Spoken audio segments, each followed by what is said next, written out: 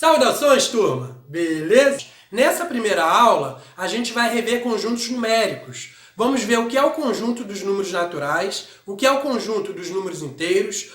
Eu defino o que é simétrico ou oposto de um número, assim como o que é o inverso multiplicativo de um número. Também defino o módulo de um número. Relembro algumas operações importantes, como adição, subtração e divisão, e falo sobre propriedades importantes dessas operações. Resolvo alguns exemplos de exercícios e deixo alguns propósitos no final.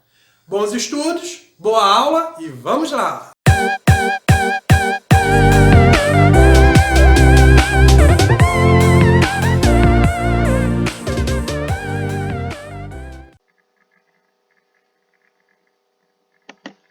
Começando aqui pelos conjuntos numéricos, falaremos primeiro de conjunto dos números naturais, que são os números que nós utilizamos de maneira natural para realizar contagens de objetos. Esse conjunto ele é representado pela letra N. É um N estilizado, né? Ele tem um desenho diferente. E ele é formado pelos elementos 0, 1, 2, 3, 4, 5, 6, etc. São os números que nós utilizamos para realizar contagens. Aqui nessa aula, nós vamos considerar que o zero também é um número natural, ok? Então, do zero em diante, os números que nós utilizamos para contar os objetos são os números naturais. O próximo conjunto que vamos relembrar é o conjunto dos números inteiros. Bem, quando falamos de números inteiros, nós acrescentamos os números negativos, né? Então é como se a gente pegasse o conjunto dos números naturais e para cada elemento dele, né, diferente de zero, a gente encontrasse um elemento associado a ele, que a gente vai chamar de simétrico ou oposto. Vamos ver isso mais à frente na aula. Então, a gente bota um sinalzinho de menos, né? Um tracinho na frente de cada númerozinho desse aqui, e a gente forma um conjunto maior, que é representado pela letra Z. Também um Z estilizado, né? Um desenho diferente. E os elementos que compõem esse conjunto são esses aí. Né? Observe que daqui do zero em diante, nós temos exatamente o conjunto dos números naturais. 0, 1, 2, 3... Então, quando a gente estende esse conjunto para um conjunto maior, que é chamado de conjunto dos números inteiros, nós simplesmente acrescentamos os números negativos a ele. Então, para o 1, pegamos o menos 1. Para o 2, pegamos o menos 2. Para o 3, pegamos o menos 3. Para o 4, menos 4. 5, menos 5, etc. Observe que o conjunto dos números naturais ele tem um menor elemento, que é o zero. Mas ele cresce infinitamente, então ele não tem um maior elemento. Né? Já o conjunto dos números inteiros, ele não tem um maior elemento, né? Obviamente, já que ele pega aqui os elementos dos números naturais, faz parte da sua formação, só que ele também não tem um menor elemento, porque esses números aqui eles vão decrescendo, eles vão diminuindo infinitamente, ok? A gente vai definir o simétrico ou oposto de um número.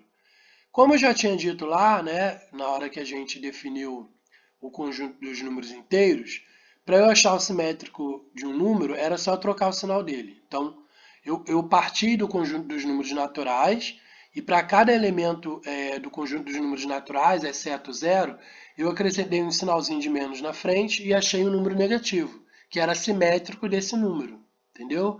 Natural que eu peguei. Então, para eu achar o simétrico de um número, basta eu trocar o sinal dele. Então, se ele é menos, o simétrico dele é o mesmo número, mas com sinal de mais na frente. Se ele é mais, o simétrico é o mesmo número, mas com sinal de menos na frente. Tá? Matematicamente, a gente traduz que o simétrico de um número x é um número y, tá? O simétrico de um número x é um número y, tal que x mais y é igual a zero. A gente vai denotar o simétrico de um número x por menos x. Tá? Mas observe o seguinte, eu simplesmente vou colocar um sinal de menos na frente do número e eu vou achar o simétrico. Se esse número for positivo, então vai ficar só, o simétrico dele vai ser um número negativo, vai ter um menoszinho na frente. Mas se o número for negativo, então quando eu botar o menoszinho na frente, na verdade o que eu vou fazer é trocar o sinal para o mais. Eu vou mostrar isso daqui a pouco. Então a gente vai chamar o simétrico de x de menos x. Então pela própria definição, Isso significa que x mais menos x é igual a zero, tá? E como eu já tinha dito, se o x for positivo, o seu simétrico menos x é negativo, mas se o x for negativo, o seu simétrico menos x vai ser positivo. Vou dar um exemplo com o número aqui, vai ficar fácil de entender. Digamos que o meu x seja o 5. O 5 ele é positivo. Então, o simétrico do x, que vai ser o menos x, vai ser o menos 5, que é negativo. Então, aqui eu tenho, se o x é positivo, o seu simétrico é negativo. Agora, vamos supor que eu tenha que o x é menos 3, ou seja, o x ele é um número negativo. Quem é o simétrico dele? A gente definiu o simétrico como um número que eu simplesmente boto o sinal de menos na frente, não é isso? Então, se o número é menos 3, colocando menos na frente, eu vou ter menos menos 3. Isso vai dar o 3, que é positivo. Então, veja bem, o simétrico do 3 é o menos 3. Então, por definição, menos menos 3 vai ser igual a 3, que é positivo. Vamos ver mais alguns exemplos que vai ficar mais fácil ainda de entender. Então, vamos observar. O menos 3 e o 3 são simétricos, ou opostos. Uma outra maneira de falar. Eu posso falar que é oposto, ou posso falar que é simétrico, tá bom? Então vamos chamar agora de oposto, que é a mesma coisa que simétrico. Então menos 3 e 3 são opostos. 7 e menos 7 também são opostos. Menos 8 e 8 também são opostos. 3 sobre 2 e menos 3 sobre 2. Menos 5 terços e 5 terços. Agora, observe esse último exemplo aqui. Aqui a gente viu que 7 e menos 7 são opostos. Então, o oposto do 7 é o menos 7. E o oposto do menos 7 é o 7. Só que, por definição, a gente viu que para achar o simétrico de um número, a gente tem que botar o menos na frente. Tá? Então, se eu tentar achar o simétrico do 7, é só jogar o menos na frente e eu acho, menos 7. Mas se eu tentar achar o simétrico do menos 7, então eu vou pegar o menos 7 e vou jogar o menos na frente. E eu vou achar o simétrico dele. Só que eu sei que o simétrico do menos 7 é o 7. Então isso significa que menos menos 7 é o simétrico do menos 7. Mas como o simétrico do menos 7 é o 7, então menos menos 7 tem que ser igual a 7. Ok? É uma outra maneira de escrever o 7. Eu boto menos duas vezes. Então menos com menos vai dar mais. Isso a gente vai ver mais para frente. Beleza? Então agora vamos falar de inverso multiplicativo de um número. Tá? Então, dado um número x diferente de zero, a gente vai chamar de inverso multiplicativo desse número x o número y, tal que x vezes y é igual a 1. Ok? A gente vai denotar o inverso multiplicativo do número x por x elevado a menos 1. Onde esse x elevado a menos 1 é igual a 1 sobre x. Tá? Então, eu pego um 1, boto um traço e jogo o x embaixo. Beleza? Vamos ver alguns exemplos. 3 e 1 terço são inversos multiplicativos. Observe que eu só peguei o 3, joguei 1 em cima e joguei ele para baixo, tá vendo? 3 e 1 terço. Menos 3 e menos 1 terço, a mesma coisa. Eu só peguei o menos 3, joguei 1 em cima e joguei ele para baixo. 5 sobre 2 e 2 sobre 5. Bem, quando o número é uma fração, pegar um 1, jogar em cima e jogar a fração para baixo, né, a gente vai aprender mais à frente, que é a mesma coisa de eu inverter a maneira de escrever a fração. Ou seja, colocar o numerador em cima e o denominador embaixo. Então, 5 sobre 2 e 2 sobre 5 são inversos de multiplicativos. Observe que eu só troquei a ordem aqui, do numerador e do denominador, beleza? 4 e 1 quarto são inversos de multiplicativos também. Né? O mesmo exemplo aqui do 3 e 1 terço. 1 quinto e 5, né? O mesmo exemplo aqui, só que agora eu botei 1 quinto primeiro aqui, mas é a mesma coisa. 1 sobre 5, 5 sobre 1. Aqui eu posso entender que tem um 1 embaixo, tá vendo? Então 1 sobre 5, 5 sobre 1. São inversos de multiplicativos. Menos 1 sobre 8 e menos 8. Quando tem sinal, mantém sinal, sinal não muda. No inverso multiplicativo, eu só troco a ordem de escrever os números. Boto quem está embaixo em cima, quem está em cima embaixo. Mas eu não mudo o sinal do número, tá? Vamos falar sobre módulo ou valor absoluto de um número agora. A gente vai definir o módulo de um número, que a gente vai denotar assim, ó, o número no meio e duas barras paralelas. A gente vai definir como o próprio número se o número for maior ou igual a zero. Ou o oposto do número se o número for menor do que zero. Lembrando lá quando eu defini o oposto de um número, né, a gente viu que se o número é positivo, o oposto dele é negativo. E se ele é negativo, o oposto é positivo, não foi? Então aqui, quando eu defino o módulo dessa maneira, eu estou dizendo o seguinte. O módulo de x é o próprio x se ele for positivo. Então, nesse caso, eu tenho que o módulo é positivo. No caso onde o x é menor do que zero, o módulo dele vai ser menos x. Mas se o x é menor do que zero, o menos x é maior que zero, né? Porque o menos x é o oposto. E se o número for negativo, o oposto dele é positivo. Então aqui eu estou dizendo que o módulo de um número sempre é positivo. Tá? Na verdade, o módulo de um número, ou valor absoluto, é só eu olhar para o número e ignorar o sinal. Tá? Ignoro o sinal, eu tenho o módulo do número. Vamos ver alguns exemplos. O módulo de menos 3, ignora o sinal, é 3. O módulo de 5, ignora o sinal, é 5. O módulo de 0 é 0. O módulo de menos 3 sobre 2, 3 sobre 2. O módulo de 5 terços, 5 terços. O módulo de menos 7, ignora o sinal, vai dar o quê? 7. O módulo de 1,2, 1,2. O módulo de menos 0,5, eu simplesmente ignoro o sinal, então vai dar 0,5. O módulo de menos raiz de 2 é raiz de 2. Beleza? Agora a gente vai falar sobre algumas operações básicas, tá? As 4 operações básicas que a gente define: adição, subtração, multiplicação e divisão. Então, dado 3 números reais, a gente vai definir uma operação chamada de adição, onde o símbolo é mais, e a gente vai escrever assim, ó, A mais B. A gente lê A mais B. A outra operação que a gente vai definir é a subtração, onde o símbolo é um tracinho de menos, e a gente vai escrever assim, A menos B, e vai ler A menos B. A terceira é multiplicação, onde aqui a gente não vai usar o x para multiplicação, tá? Vamos usar um pontinho. Então, no lugar do x, que geralmente se utilizava o x para representar a multiplicação, aqui a gente vai usar no lugar um ponto. Tá? Então, esse ponto aqui ele significa multiplicação. Tá? É um sinal de vezes.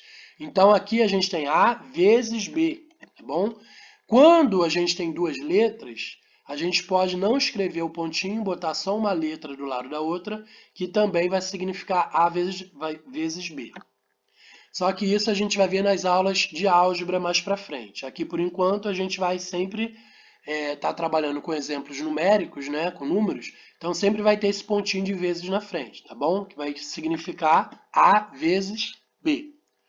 A última operação básica é a divisão, que é representada por esse símbolo aqui, tá vendo? Um traço com um ponto em cima e um ponto embaixo. Tá? Então, a gente vai representar essa operação assim, A dividido para B.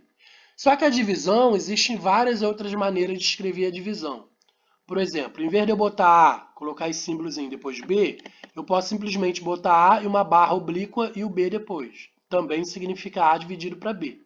Então, o símbolo da divisão não é único, tá? Existem outros símbolos, como por exemplo essa barra oblíqua aqui.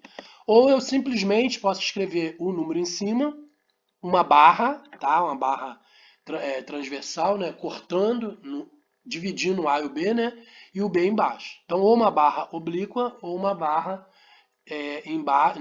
no meio e o A em cima e o B embaixo. Isso aqui significa também A dividido por B.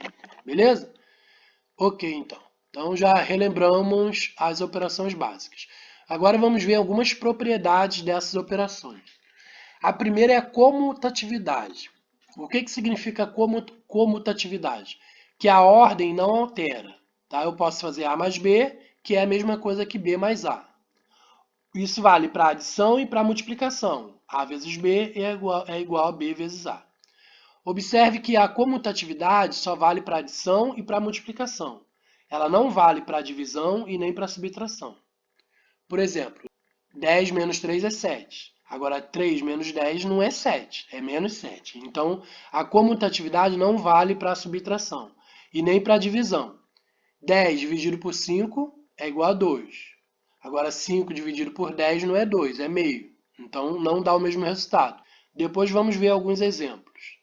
Então, a ordem não altera. A outra propriedade importante é a associatividade. Então, eu tenho aqui A mais B mais C.